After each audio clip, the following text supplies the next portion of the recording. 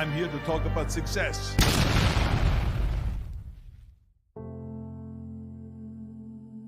I went to college. I went and worked out 5 hours a day, and I was working on construction, because in those days in bodybuilding there was no money. I didn't have the money for food supplements or anything, so I had to go to work. So I worked on construction. I went to college. I worked out in the gym, and at night from 8 o'clock at night to 12 midnight, I went to acting class 4 times a week. So I did all of that. There was not one single minute that I wasted. And this is why I'm standing here today. The first rule of success is to have a vision. You see, if you don't have a vision of where you go, and if you don't have a goal where you go, you drift around and you never end up anywhere. It's like you can have the best ship in the world, you can have the best airplane in the world. If the pilot or the captain doesn't know where to go, it would just drift around. It would not end up anywhere, or most likely in the wrong place. Imagine the majority of people don't know where they're going. I knew where I was going, that I'm going to become this bodybuilding champion. So it was just a question of how do you do it?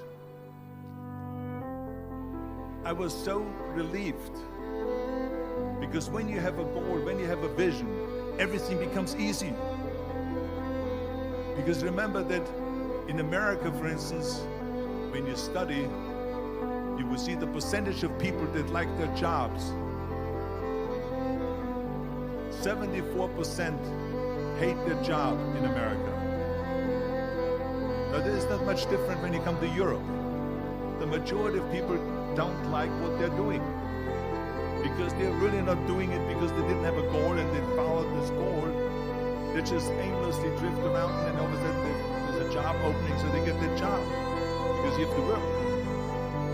But then when you work, it's a chore. It's work. It's not fun. So if you think about, only a quarter of the people really enjoy what they're doing in life. That is unbelievable if you think about it. So I felt so blessed that I knew what I was doing. It's like a medical student that studies and knows he wants to become a doctor. You know where to go. So I knew where to go.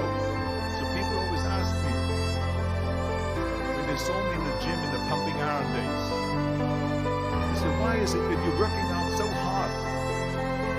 5 hours a day, 6 hours a day, and you have always a smile on your face. The others are working out just as hard as you do, and they look sour in the face. Why is that? And I told people all the time, I said, because to me, I'm shooting for a goal. In front of me is the Mr. Universe title. So every rep that I do gets me closer to accomplishing that goal, to make this goal, this vision, turn into reality.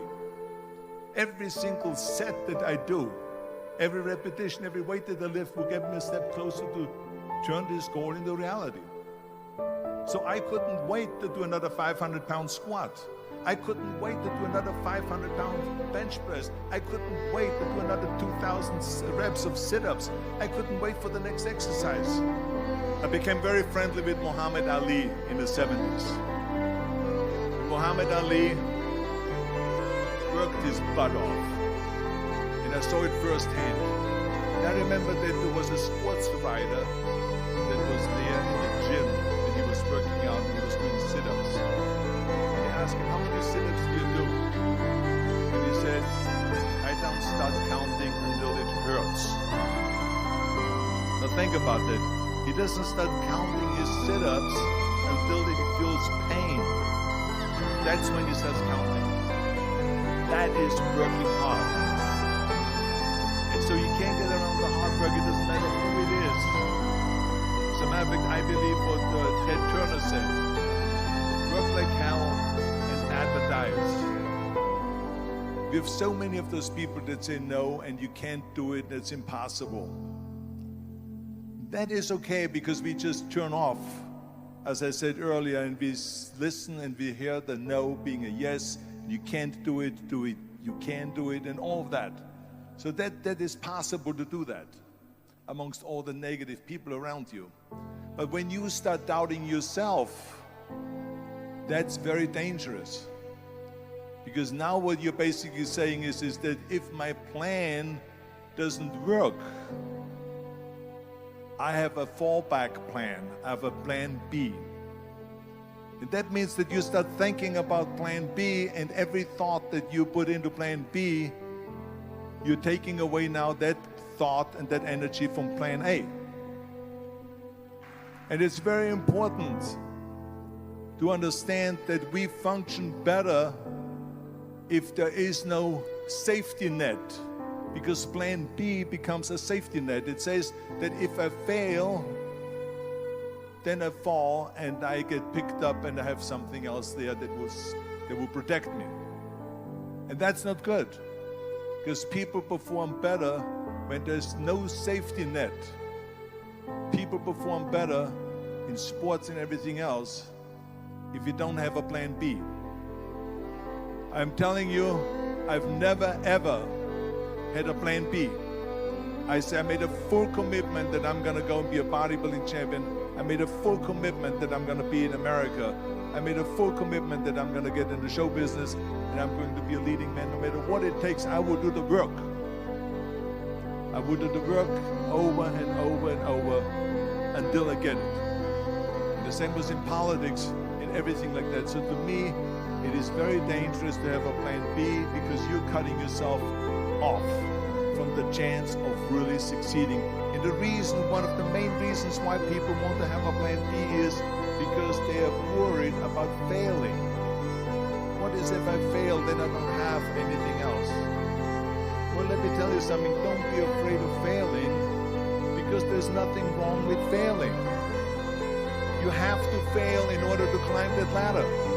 There's no one that doesn't fail. Michael Jordan said in one of his interviews, when they said, "You're unbelievable, you're the greatest basketball player of all times."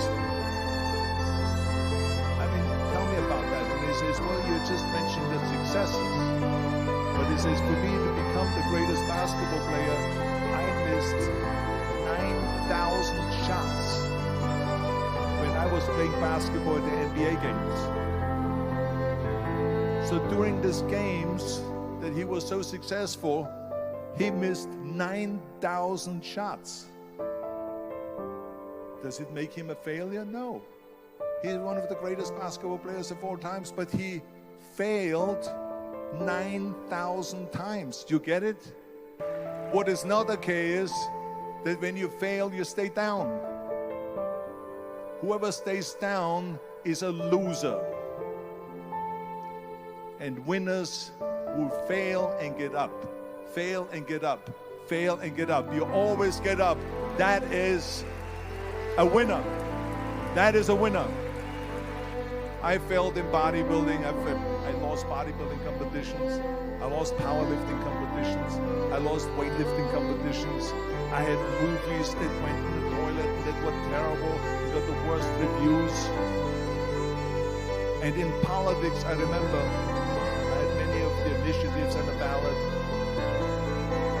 And we lost. The Google rating in California went down to 28%. And then it went back up again, and they won again the governorship. Hey, we all lose. We all have losses. This is okay. And this is why I say don't be worried about losing, because when you're afraid of losing, then you get frozen. You get stiff. You're not relaxed. You have to be, in order to perform well in anything, if it's in boxing or if it is on your job or with your thinking, is only happening when you relax.